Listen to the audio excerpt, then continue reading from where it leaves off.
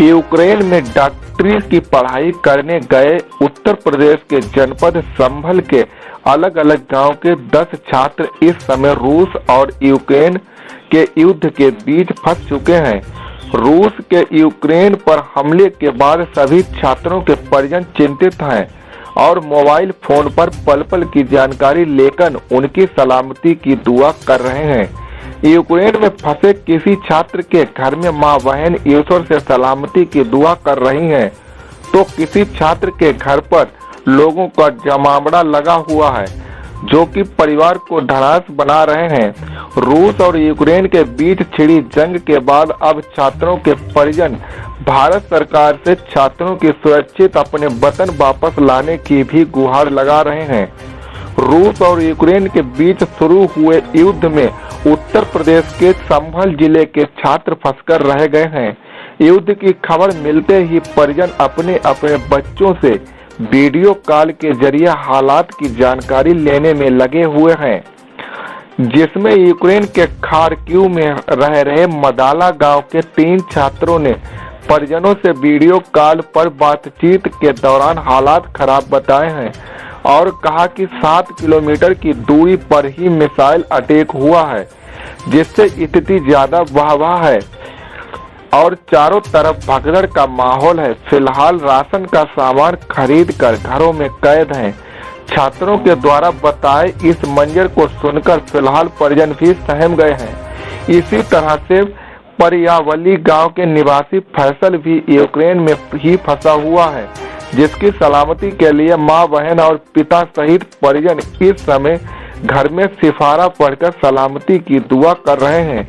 इसी तरह से संभल के रुकुननीर सराय सदीरनपुर हाजीपुर गांव के बच्चे भी यूक्रेन में ही फंसे हैं, जिससे कुछ छात्र परिजनों से सुरक्षित होने की बात कर रहे हैं, तो कुछ छात्र चारों तरफ खतरा होने की भी बात बता रहे हैं। Bureau report H Bharat news. Ashraf है। मोबी जी, आपका बच्चा जो है यूक्रेन में है, तो क्या है, कैसे हालात हैं वहाँ के और कब बात हुई और क्या बताया गया? मेरा बच्चा पहले ही साल में है अभी, मतलब MBBS की पढ़ाई कर रहा है और दिसंबर में 13 दिसंबर को यहाँ से गया था वो यूक्रेन पढ़ने के लिए। उस टाइम हालात सही थे, बाद में अब न्यूज़ आती रही, हालात बिगड़ते रहे। अब जो है वहाँ पर जो हालात ज़्यादा संजीदा हो गए, तो बच्चे से मेरी बात हुई थी रात, तो उसने बताया कि यहाँ पर अभी तो कोई परेशानी है नहीं, फिलहाल मैं बिल्कुल सही सलामत है वो, और किस तरह की वहाँ कोई परेशानी नहीं। लेकिन ये हालात जब युद्ध के हो रहे हैं और युद्ध हो रहा है, रूस ने सुना अटैक कर दिया है, तो अब तो हम ये चाहते हैं, हमारी सरकार से ये मांग है कि हमारी जो सरकार है यहाँ की भारत सरकार और हमारे के जो माननीय प्रधानमंत्री जी हैं, राष्ट्रपति जी हैं, हमारा उनसे अनुरोध है और गुजारिश है कि वो जो है हमारे सभी बच्चों को जो इंडिया से हमारे छात्र हैं वहाँ पर पढ़ रहे हैं और या किसी भी काम से गए हैं, जो वहाँ पर लोग हैं यूक्रेन में, तो हम ये चाहते हैं वो सभी लोग और हमारे बच्चा साथ साथ उनके सही और सलामत जो है वो हिंदुस्तान जो है पहुँचना चाहिए, वापस आना चाहिए बच्चा। आखिरी बार आपकी बात जो है कल रात हुई थी और उसके बाद से जो है बताया जा रहा है कल रात के बाद जो है रशिया ने जो हमला भी किया यूक्रेन पर। क्या उसके बाद आपकी कोई संपर्क हो सका है, क्या बताया गया, या अगर कोई संपर्क हुआ तो? ना, हमारा रात संपर्क हुआ था, रात करीब 9 या 10 बजे के आसपास मेरी बातचीत हुई थी। उसके बाद में मैं समाचार देखे थे हमने, लेकिन उसके बाद में कोई ऐसा लग ना रहा था जैसे कि मतलब सुबह कोई रूस जो है वो अटैक कर देगा यूक्रेन में। लेकिन अब हमें सुना है, अब हमें पता चला है, तो अभी हमने कोई संपर्क किया नहीं। तो अब लाने के लिए जो कुछ पहल आपका बच्चा यूक्रेन में है, कब बात हुई और क्या बताया उसने, कैसे? कल बात हुई थी, तो कल तो सही बता रहा था, कोई परेशानी था। अब क्या चाहते हैं आप लोग? क्या तो हम ये चाहते हैं कि कोई परेशानी ना हो, वहाँ भी रहें तो सही रहे, में कोई परेशानी हो तो बच्चा हमारे घर आ जाए ठीक ठाक अपने। ये बता देना कि वो जो है दुआ कर रहे हैं हम लोग। असरार अहमद। असरार जी, आपके कुछ बच्चे वहाँ पर हैं यूक्रेन पर, और यूक्रेन में जो है रशिया ने आज सुबह जो हमला किया है जी यूक्रेन पर, तो कैसे हालात हैं वहाँ के? बच्चों से बात हुई, क्या बता रहे हैं? 3 बच्चे हैं वहाँ, एक बेटा 2 भतीजे हैं, उनसे बराबर संपर्क में है। कल से ज़्यादा परेशान है वो, रात से।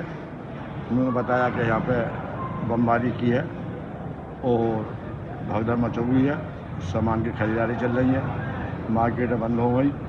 हम लोगों ने भी जो है अपने खाने पीने का कुछ राशन खरीदा है ताकि भविष्य में हमें कोई हो। और हम यहाँ पर काफ़ी परेशान हैं रात से। और हम जिस शहर में रहते हैं उससे लगभग 7 किलोमीटर दूर पर बमबारी चल रही है। हम सरकार से भी अपील करते हैं कि हमारे बच्चों को सुरक्षित निकालने की कोशिश करें, और हम भी यहाँ दुआ कर रहे हैं कि हमारे बच्चे सही सलामत घर लौटें। क्या बताया उन्होंने, क्या सामान महंगा मिल रहा है वहाँ शहर में? मैं क्या है, सामान तो कोई महंगाई नहीं है, लेकिन यहाँ भगदड़ मचा हुई है। सब हर इंसान जो है वहाँ सामान खरीद से रख जाएगा।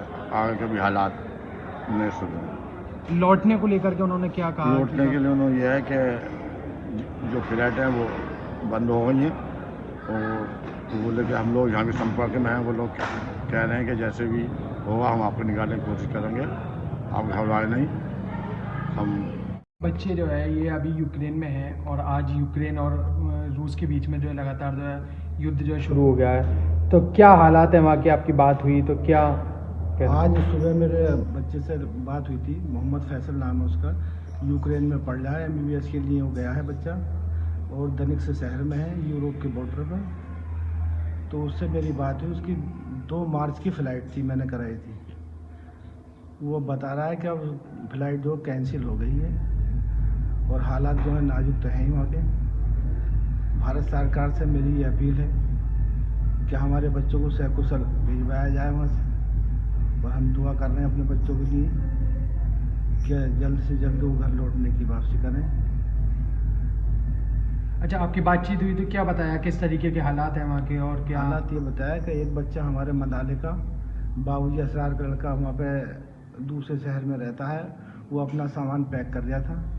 तो बता रहे थे हमारे बेटे से, क्या मैंने फ़ोन पर बात करी है, तो अभी बता रहे थे कि वहाँ 2 मिसाइलें गिरी हैं आकर। तो उस चीज़ की उन्हें घबराहट है, बच्चे ज़्यादा परेशानी में हैं। भारत सरकार से हम यही अपील करते हैं कि हमारे बच्चों को जल्द से जल्द लाने की कोशिश करें। मोहम्मद रागिब जी, आपके भाई जो है यूक्रेन में गए थे, और आज जी। रशिया ने जो हमला किया है यूक्रेन पर, जी। तो क्या है आपका कहना, और कब बात हुई और क्या हालात है वहाँ के?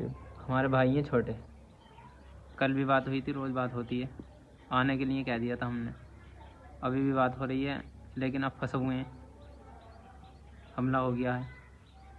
क्या कह रहे थे, कैसी हालात है, क्या बताया उन्होंने? हालात वो तो कह रहे थे ठीक हैं, लेकिन हम तो ये मान रहे हैं हालात ख़राब है। आना चाहिए, हमारी दरख्वास्त है सरकार से, भारत सरकार से, बच्चों को लाना चाहिए। क्या दुआ वगैरह कर रहे हैं? हाँ, दुआ भी कर रहे हैं साहब, अल्लाह सही सलामत रखे, वहाँ भी ये यहाँ पर आ जाएँ तो सही सलामत रहें। क्या करने गए थे वो वहाँ पर? पढ़ने के लिए गए थे, कितने समय से रह रहे हैं? अभी 4-5 महीने हो गए, पढ़ने के लिए गए, MBBS के लिए गए।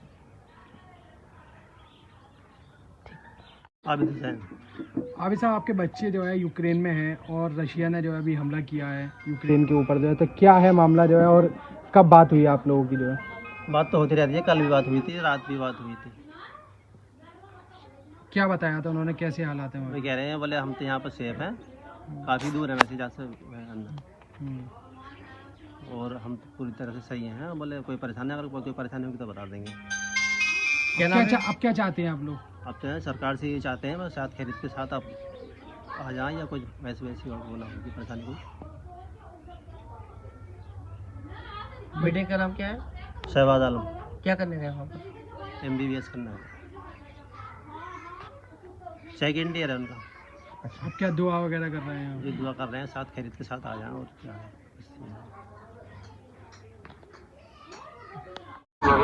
हाँ। और सामान वान